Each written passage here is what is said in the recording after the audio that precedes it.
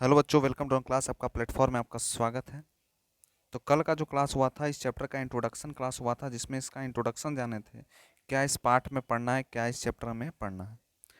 तो आज इसका जो लेक्चर नंबर 2 होने जा रहा है, जिसमें रासायनिक अभिक्रिया के बारे में जानेंगे, इसका क्या कॉन्सेप्ट उस पर जानेंगे, उस पर बात किया जाएगा। ठीक है,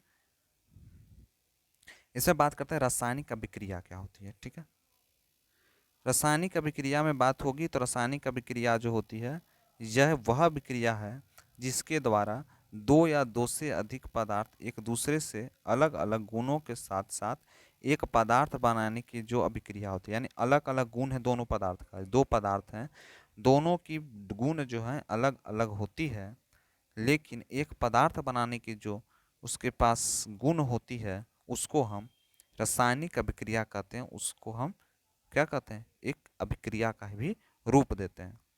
अब बात करते हैं कि रासायनिक अभिक्रिया जो होती है, क्या रासायनिक अभिक्रिया जो होती है उसके निर्धारित निम्नलिखित परिवर्तन से कौन कौन से परिवर्तन से किया जाता है। सबसे पहला होगा अवस्था में परिवर्तन, रंग में परिवर्तन, गैस या निकास या उत्सर्जन और तापमान में परिवर्तन।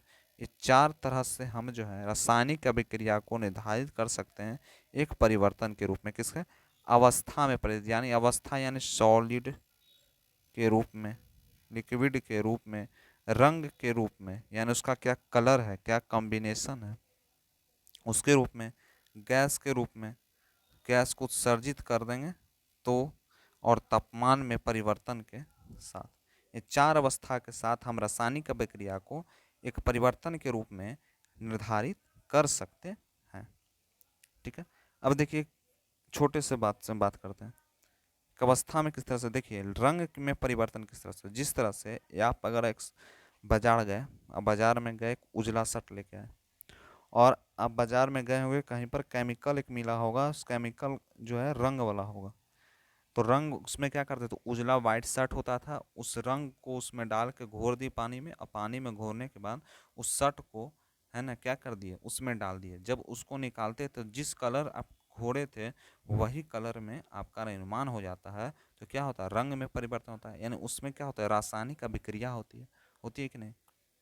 गैस में किस तरह से निष्कासन होगा, गैस के रूप में भी आप उपयोग कर सकते हैं, जैसे नाइट्रोजन हो गया, हाइड्रोजन हो गया।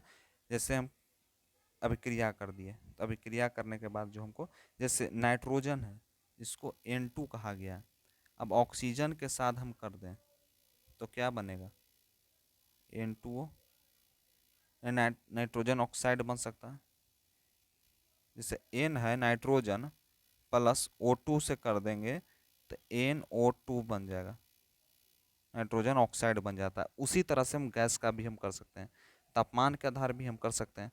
तापमान के आधार पर हम किस तरह से कर सकते हैं, तो तापमान को बढ़ा के, उसको घटा के, जिस जैसी अवस्था है उसके अनुसार भी हम इसकी अभिक्रिया कर सकते हैं। नेक्स्ट है रासायनिक समीकरण क्या होता है। रासायनिक समीकरण क्या होता है, तो एक रासायनिक समीकरण के प्रतीकों और सूत्रों के रूप में रासायनिक अभिक्रिया के जो प्रतीकात्मक रूप के लिए किया जाता है, जिसमें अभिकारों के बीच में योग या चिन्ह लगाकर बाएं ओर तथा उत्पादों की दाईं ओर लिख दिया जाता है, तो वह रासायनिक समीकरण कहलाता है।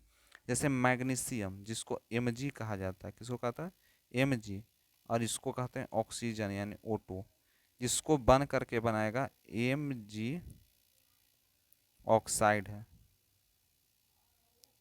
MgOH का ट्वाइस, इस तरह से मिलके बनाया, यानी अभिकारक है। इसको क्या कहें, इसको हम कह दिए अभिकारक, इसको क्या किए, अभिकारक। और मैग्नीशियम ऑक्साइड है, इसको क्या कहा गया, उत्पादक, यानी अभिक्रिया किया। यह क्या किया, अभिक्रिया किया, यानी रिएक्शन किया। क्या किया, रिएक्शन किया। और यहाँ पर हमको कुछ प्रोडक्ट दिया, यानी दोनों का सम किया, इस दोनों का क्या कर दिया, सम कर दिया। सम करने के बाद हमको मैग्नीशियम ऑक्साइड मिलकर बना, जो उत्पादन के रूप में यहाँ पर आपको दिख रहा होगा। तो यही होता है रासायनिक समीकरण। ठीक है, और यही होता है रासायनिक अभिक्रिया। तो हम लोगों ने दो टॉपिक को हम लोगों ने कवर कर लिया। तो ऐसे छोटे छोटे वीडियो के साथ आपको हम बताएंगे, और 5 से 6 क्लास में इसको हम समाप्त भी आपका हो जाएगा। तो मिलते हैं क्लास में। Thank you.